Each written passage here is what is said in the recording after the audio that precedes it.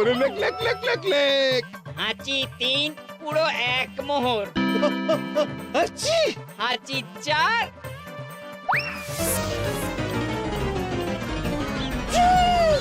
হাঁচি 5 লেখো। হাঁচি 6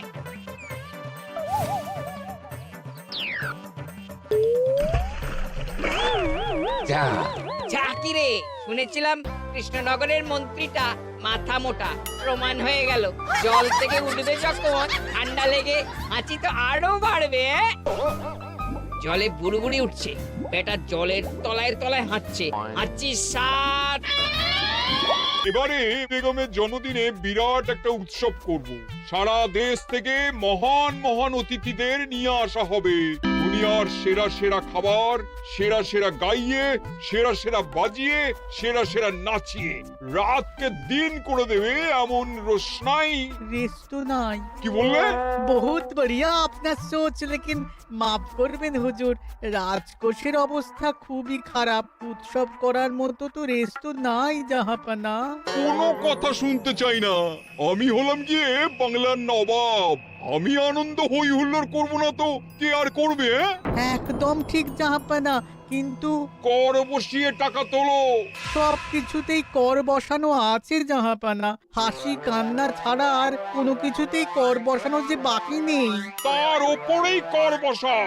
হাসি কান্নার ওপর কর? না, শীতকাল আসছে, বসাও বসাও কর হাঁচির ওপর। হ্যাঁ, হাতির ওপর কর? বসাও। ওরকম মুখ করে আছো কেন?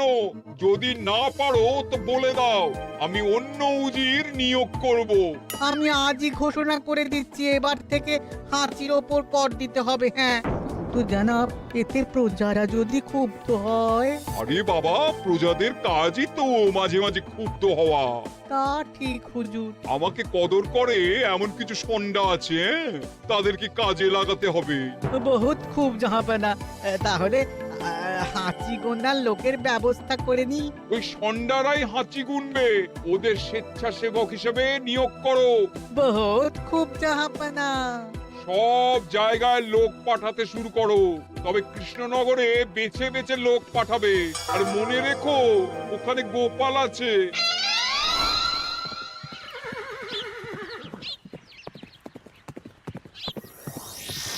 সব জায়গায় কর আদায়কারী পাঠিয়ে দেওয়া হয়েছে জাহাপানা। আপনার কথা মতো তাদের বলে দেওয়া হয়েছে যে আদায় হওয়া করের 10% তাদের বেতন হিসেবে দেওয়া হবে।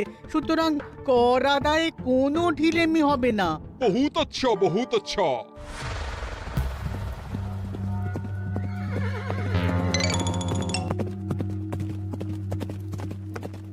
হ্যাঁ, তুমি ঠিক পড়েছো তো মন্ত্রী? হাঁচির উপরে কর? বলেন তো, আর একবার পড়ছি মহারাজ। আসলে এটা নবাবই মশকরা। আমাদের নবাব যে খুবই রসিক মানুষ তা তো আমরা দেখেছি। বারবার কৃষ্ণনগরের সঙ্গে রসিকতা করতে গিয়ে হাঁড়ি ফেটে রস একেবারে মাখামাখি হয়েছে, আর সারা গায়ে পিঁপড়ে ধরেছে। মশকরা নয়, একদম সত্যি কথা। হাঁচির উপরে কর বসানো হয়েছে, আর আমরা হলাম নবাবের খাস হাঁচি গোনার দল। আমরা এই কৃষ্ণনগরে থিতু হয়ে বসলাম বটে। এবারে হাঁচি গুনবো আর মোহর আদায় করব। গোপাল, তুমি কি বলো? সর্দার, তোমাদের এখানে আসা একেবারেই লোকসান হয়েছে। কেন মশাই? আচ্ছা, আপনি গোপাল? না না, আপনার কোনো কথাই শুনবো না। আমাদের বই বই করে বলে দেওয়া হয়েছে, গোপাল হইতে সাবধান। সর্দার, আমি তোমাকে সাবধান হতেই বলছিলাম। হাঁচি ধরতে গেলে তোমাদের খুব সতর্ক থাকতে হবে, কারণ এই কৃষ্ণনগরের বাসিন্দাদের শরীর স্বাস্থ্য এত ভালো যে এখানে কেউ হাঁচে না, কাশে না, ঢেকুর তোলে না, ইয়ে করে না। বলেন কি মশাই? এটা তো নবাবকে জানাতে হচ্ছে। যাও যাও, এক্ষুনি মুর্শিদাবাদে ফিরে গিয়ে নবাবকে জানাও। ওরে, কেউ এদের যাওয়ার ব্যবস্থা করে দে। ওই তো হেঁচেছে। হাঁচি 1 পুরো 1 মোহর। হাঁচি 2 মোহর। আরে এটা তো হাঁচির বাচ্চা, এটা তো ধরলে চলবে না। কেন হাঁচি হলেই তো হলো। কি করব সর্দার, লিখবো? দেখ, একবার গুনে যখন ফেলেছি পুরো ছাড়তে পারবো না। আধমোহর লেখ। এটা কাশি, কাশিতে কোনো করের কথা নেই। ওই ওরে লেখ লেখ লেখ লেখ লেখ। হাঁচি 3 পুরো 1 মোহর। আচ্ছি হাঁচি 4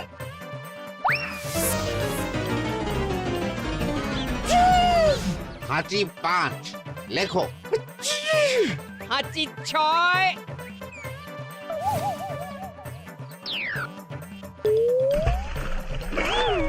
যা, চাকি রে, শুনেছিলাম কৃষ্ণনগরের মন্ত্রীটা মাথা মোটা, প্রমাণ হয়ে গেল। জল থেকে উঠবে যখন ঠান্ডা লেগে হাঁচি তো আরো বাড়বে। জলে বুড়বুড়ি উঠছে, বেটা জলের তলায় তলায় হাঁটছে। হাঁচি 7 এখনো তো ফিরলো না, বেলা গড়িয়ে দুপুর হয়ে গেল। ভাববেন না রাজামশাই, আমরা যারা যারা এখানে এসেছি সবাই ধড়িবাজ লোক। মন্ত্রীর হাঁচি নিংড়ে নিয়ে ফিরবে। ছি ছি ছি ছি ছি ছি ছি ছি ছি। কি হলো গোপাল? আমরা কৃষ্ণনগরের প্রবাদ প্রতিম আতিথেয়তার অসম্মান করেছি মহারাজ। কেন, কিভাবে, কখন? এখন মহারাজ, এখন এনারা সেই সুদূর মুর্শিদাবাদ থেকে এসেছেন, আর আমরা এতক্ষণ শুধু অন্য কথাই বলে চলেছি, এনাদের আপ্যায়নের ব্যবস্থা করিনি। তাই তো। মহারাজ, আপনি ব্যস্ত হবেন না।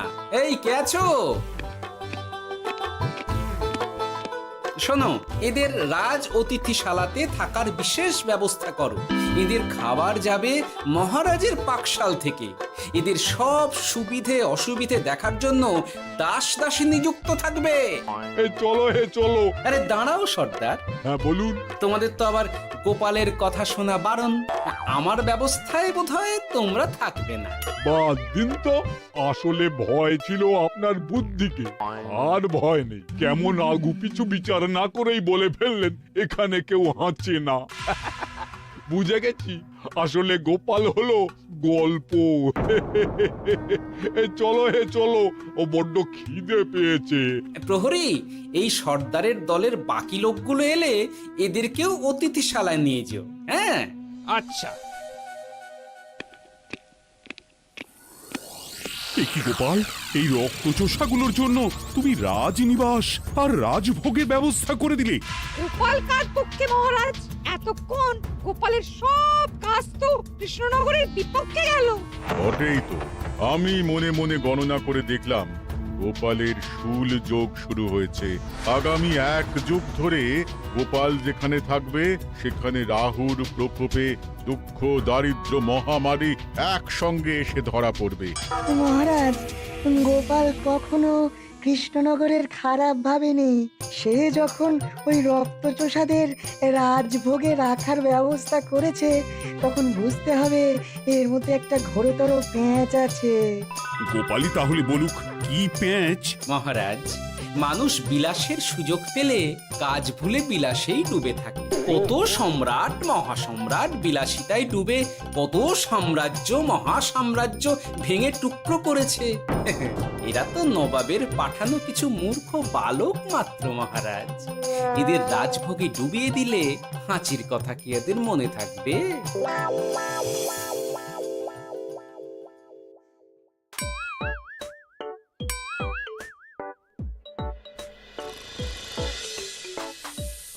কি ব্যবস্থাপনা সব ঠিক আছে তো? হ্যাঁ হ্যাঁ, খাসা ব্যবস্থা হয়েছে। আপনারা আমাদের অতিথি বলে কথা, আরাম করুন।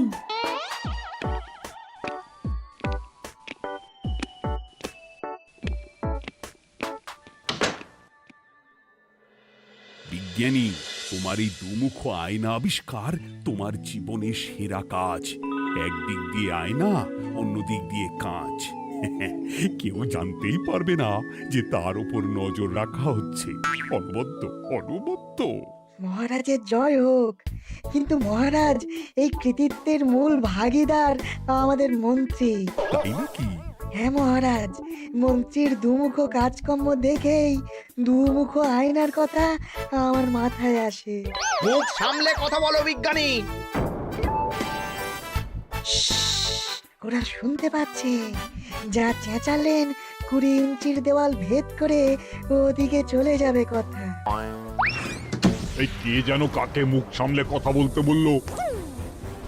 ওই বাইরে কেউ বলেছে। এই তোমরা সবাই শোনো, অতিথিদের যেন আদর যত্নের ত্রুটি না হয়। আমি আর যাই, কাল সকালে আসবো, কেমন? গোপালকে নিয়ে নবাব আর উজির যেমন ভয় দেখিয়ে দিয়েছিল, গোপাল কিন্তু সেরকম নয়। এই তোরা কি বলিস? না না না না না না, গোপাল একটু ওই হাবা গোবা আছে দাদা। দেখো দেখি কেমন বুক পেতে দিয়েছে। এবার ওদেরই বুকে বসে ওদেরই দাড়ি ওপরাবো। গোপালের জবাব নেই, ঠিক সামলে দিল। মহারাজ, এই প্যাঁচটা আমার মাথাতেই এসেছিল, কিন্তু ওই যে নাকে মাছি ঢুকে গিয়েই সব বরবাদ হয়ে গেল। মহারাজ, এই পরিকল্পনা যদি মন্ত্রীর মাথাতে আগে এসে থাকে, তাহলে এদের মন্ত্রী আমার চেয়ে ভালো করে সামলাতে পারবেন মহারাজ। বটেই তো, এই দায়িত্ব আমি নিলাম মহারাজ।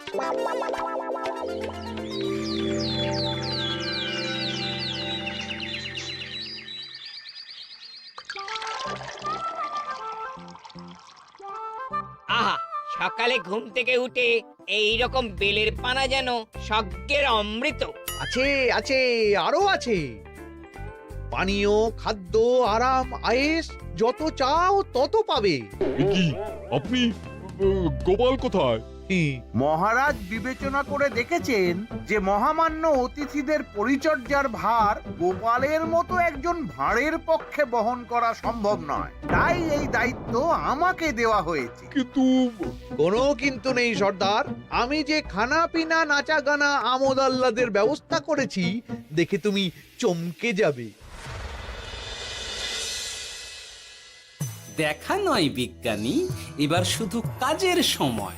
কাল মন্ত্রীর উপর ওদের ভার ছেড়ে দিয়ে কৃষ্ণনগরের যে সর্বনাশটি করেছো, কোনো কাজ করে আর সেটিকে সামলানো যাবে না। হ্যাঁ, আহা, তোমার দেখছি মন্ত্রীর উপরে একটুও আস্থা নেই। ঠিক কি প্যাচ করছো বলো তো? প্যাচের কথা পরে হবে, তোমাকে যত তাড়াতাড়ি সম্ভব হাঁচির ওষুধ আবিষ্কার করতে হবে। হাঁচির ওষুধ? হ্যাঁ, হাঁচির ওষুধ। ওভাবে দেখছো কি বন্ধু, তোমাদের কাজের সব দায়িত্ব এখন আমার কাঁধে। তোমরা আমোদ করবে আর আমি কর আদায় করে তোমার হাতে এনে তুলে দেব। সর্দার, এর মধ্যে একটা চাল আছে মনে হচ্ছে। কি আর আমি বুঝিনি। এখন কি করবে? বিশ্বাস করে আদায় উসুলের ভার এর উপরে ছেড়ে দেবে? পাগল নাকি? মন্ত্রী মশাই, বলো বন্ধু। বলছিলাম আর দেরিতে কাজ কি?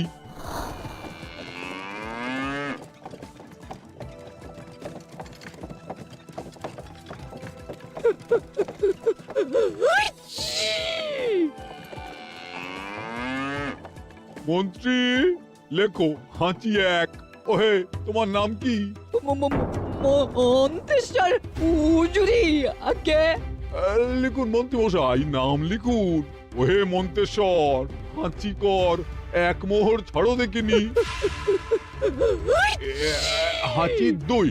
যাও, দৌড়ে গিয়ে 2 মোহর আদায় করে আনো। ওরে, তোরা সব কৃষ্ণনগরের কোণে কোণে ছড়িয়ে পড় দেখি, একটা হাঁচিও যেন বাদ না পড়ে। হ্যাঁ,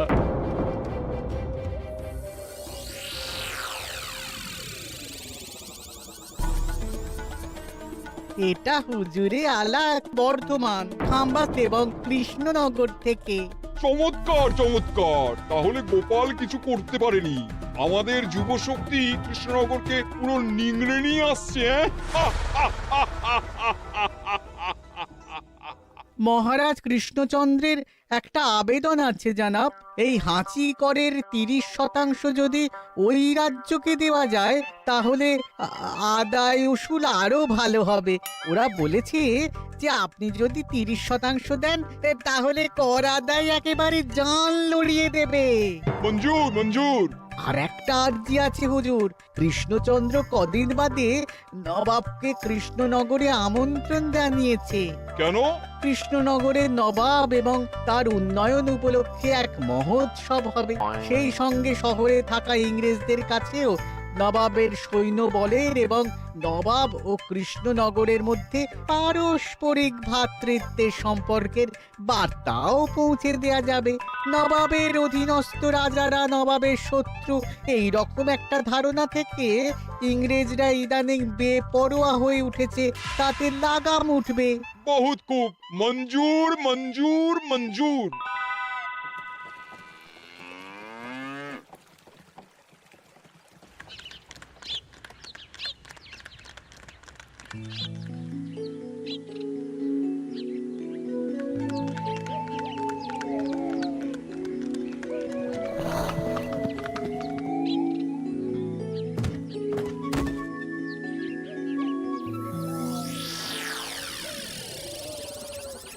কি ব্যাপার গোপাল? জাহাপনা, বলুন কি খিদমত করব? আমি যা বলবো তাই করবে। অবশ্যই জাহাপনা। क्या बात উজির, তুমি সাক্ষী, মহারাজ কৃষ্ণচন্দ্র আপনিও সাক্ষী। গোপাল আমাকে কথা দিয়েছে আমি যা চাইবো তাই করবে। গোপাল, তুমি আমার সঙ্গে মুর্শিদাবাদ যাবে। এখন থেকে আমার দরবারের বিদূষক হিসেবে থাকবে, কেমন? ওরে ওরে ওরে ওরে ওরে, তোরা বাজনা বাজা। এখন থেকে গোপাল আর কৃষ্ণনগরের নয়, গোপাল মুর্শিদাবাদের। জোরসে বাজা।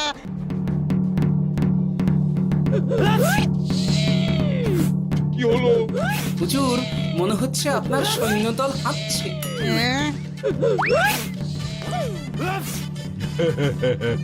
হুজুর, হাঁচিগড়ের বন্যা, সব সৈন্য 10-12টা করে হেঁচে ফেলেছে। মানে প্রচুর মোহর হয়ে গেছে আর বাড়ছে। আমার হাঁচি গোনার দল একটা হাঁচিও বাদ দেবে না। মোহর রাখার জন্য নতুন পোশাকখানা বানাতে হবে হুজুর। সর্দার, আমাদের হাঁচিগুলো কি খুলবো? হ্যাঁ, নিশ্চয়ই। একটা হাঁচিও যেন বাদ না পড়ে। চলুন হুজুর, আমরা এখানে দাঁড়িয়ে থেকে আর কি করব? ওরা হাঁচুক আর হাঁচি গুনুক। চলুন নবাব বাহাদুর, আপনার জন্য কৃষ্ণনগরের রাজাতিথ্য অপেক্ষা করছে। হুজুর, আমার মনে হয় আমাদের কৃষ্ণনগরে এখন আর দেরি করা উচিত হবে না। আমরা সোজা শহরের দিকে রওনা হয়ে যাই। শহরের ইংরেজদের শিক্ষা দিয়ে ফেরার পথে আমরা কৃষ্ণনগরের আতিথ্য গ্রহণ করব। সে কি? মহারাজ, নবাবের মতো কর্তব্যপরায়ণ ইনসানকে তার কর্তব্য পালনে বাধা দেবেন না। আমরা ওনার শহর থেকে ফেরার অপেক্ষায় থাকব। ঠিক, আমার এক্ষুনি শহরে যাওয়ার দরকার। ইংরেজরা সব নিয়ম কানুন ভেঙে চুরে যা ইচ্ছে তাই করতে আরম্ভ করেছে। উচিত সৈন্যদের ডাক দাও, চলো রওনা হই। কিন্তু জাহাপনা, আপনার সৈন্যদের থেকে পাওনা মোহরগুলো এতক্ষণে যা হেঁচেছে, লাখখানেক মোহর তো হয়েই গেছে। ওটা আমরা নিজেদের মধ্যে বুঝে নেব। কিন্তু ওই করের 30% যে কৃষ্ণনগরের পাওনা। পেয়ে যাবে। শহর থেকে ফিরি। আরেকটা কথা, হাঁচি কর ব্যবস্থা এখন থেকে উঠে গেল।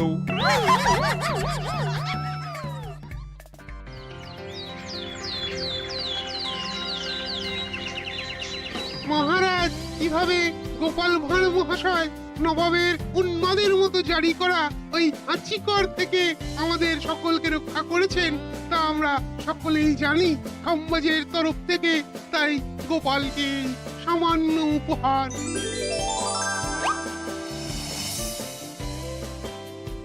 ওহ গোপাল, সত্যি তোমার জবাব নেই। কিছুই হতো না যদি না বিজ্ঞানী ওই হাঁচি চূর্ণ আবিষ্কার করত। এই উপহারের অর্ধেক কিন্তু বিজ্ঞানী। সবই তো বুঝলাম, নবাবকে সৈন্য সহ নিমন্ত্রণ থেকে সৈন্যদলকে হাঁচি চূর্ণ মাখানো, চাঁদোয়ার তলায় ঢোকানো পর্যন্ত। কিন্তু চাঁদোয়া থেকে হাঁচি চূর্ণ ঝরে পড়লো কি করে, সেটাই তো বুঝলাম না। এটা তুমি বলো বিজ্ঞানী। শব্দের বাতাসে কম্পন তৈরি হয়। গোপালের হাততালিতে আমার ঘরের শাড়ি থেকে হাঁচির জন্য ঝরে পড়েছিল। এখানে চাঁদোয়া থেকে ঝরে পড়েছিল বাজনার শব্দে। কি ব্যাপার বিজ্ঞানী, তুমি এখন ছেলে খেলা করছো? হাঁচির ওষুধ হ্যাঁ, হয়ে গেছে। হয়ে গেছে? মূল উপাদান তামাক, গোলমরিচ আর আলকুশির গুঁড়ো। কাজ হবে? হাততালি দাও। হাঁচ! কাজ হলো। ব্যাপারটা কি হলো? ওই শাড়িটাতে হাঁচি চূর্ণ মাখানো আছে, তোমার হাততালির শব্দের কম্পনে ঝরে ঝরে পড়েছে। একবার নাকের কাছে এলে পিঁপড়ে থেকে পিশাচ হাঁচতেই হবে, হাঁচতে হবেই হবে। নবাব যদি বাজনা বাজাতে না বলতো। আমাদের বাজনদাররা তৈরি ছিল মহারাজ। যাক, সবই ভালোই ভালোই মিটে গেল। যার শেষ ভালো তার সব ভালো। ব্যাস, এখন শুধু একটাই কাজ বাকি। নবাবের কাছ থেকে করের 30% বাবদ পাওনা মোহর মুর্শিদাবাদে গিয়ে নবাবের কাছ থেকে তুমি নিয়ে আসবে। আচ্ছা মহারাজ।